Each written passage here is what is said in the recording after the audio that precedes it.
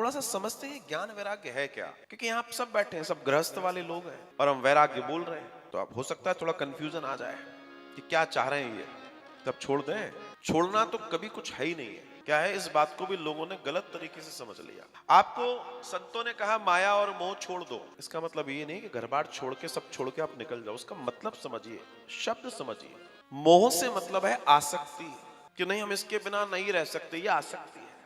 क्योंकि अगर तुम मुक्ति चाहते हो तो जो माया है उसके प्रति मोह समाप्त हो जाए, बाकी आप रहिए आनंद से।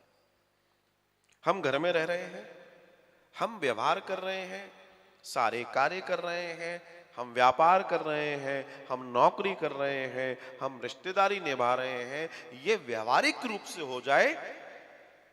असल में कहने का मतलब ये है, इससे हम कनेक्ट ना हो जाएं, हम आसक्त ना हो जाएं।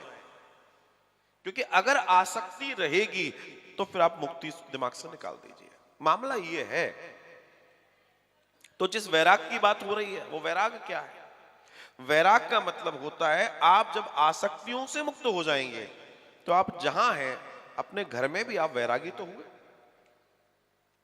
उसके लिए आपको कहीं जाना नहीं है, कहीं भागना नहीं है, कोई रंग नहीं बदलने कपड़ों के।